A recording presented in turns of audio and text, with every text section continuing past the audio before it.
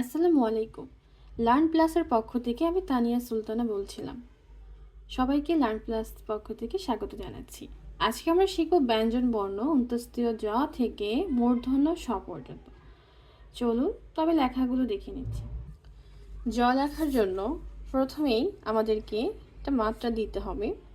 উপরের দিকে একটা মাত্রা দিয়ে নিচ্ছি এবং এখান থেকে বাঁকা করে একটু নামিয়েছি এবং এই পাশে আবার এভাবে করে দিতে হবে। তারপর এই যে ঢেউটা দিব না, এটা একদম বাঁকা হয়ে নামবে, একদম সোজা হয়ে নামবে না। উপর থেকে লম্বা একটা দাগ আসবে, সোজা করে দিলেই আমাদের অন্তস্থ জ হয়ে যাচ্ছে। তারপর বয় বিন্দুর উপরের দিকে একটা মাত্রা দিয়ে নিচ্ছি এবং মাঝখান থেকে আমি সোজা করে একটা দাগ নামিয়ে নিচ্ছি। একটু খালি রাখলে ভালো লাগবে লেখাটা দেখতে।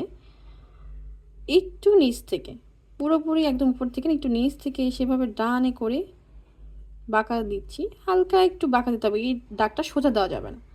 এবং এখান থেকে একটু বাঁকা করে এদিকে দিয়ে দিচ্ছি। এখানে আমি একটা ফোঁটা দিয়ে দিচ্ছি, তাহলে আমার বয় বিন্দু র হয়ে যাবে।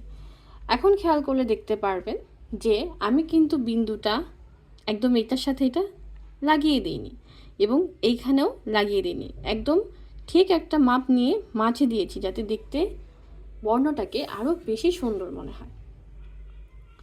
তারপরে আমি লিখে নিব ল। ল লেখার জন্য আমি একটি মাত্রা দিয়ে নিচ্ছি প্রথমে। এখন এই মাঝে আমি একটা গোল বিন্দুর মতো ভরাট করছি। তারপর এখান থেকে এইভাবে করে এই পাশে দিয়ে নিচ্ছি। খেয়াল করে দেখবেন এই পাশে দিয়েছি এবং এই পাশ থেকে আবারও একটি দাগ নিয়ে আমি এইভাবে করলাম, উপরে উঠলাম। তারপর উপর থেকে একটা এইভাবে করে দাগ দিলেই আমার ল হয়ে যাবে। আচ্ছা, এরপর লিখব তালব্য শ লেখার জন্য প্রথমে আমি একটা এক লিখে নিচ্ছি। এমনভাবে একটা লিখতে হবে যাতে এই পাশ সমান হয়। আমি উল্টো পাশে আরেকটা এক লিখে নিচ্ছি। আচ্ছা, তারপর এখান থেকে একটু বাঁকা করে নিচে নামবে, তারপর উপর থেকে সোজা একটা দাগ আসবে। এই বৃত্তগুলো যদি ভরাট করে দিই তাহলে তালব্য শ দেখতে আমার আরও সুন্দর লাগবে। এখন আমি লিখে নিচ্ছি মূর্ধন্য স।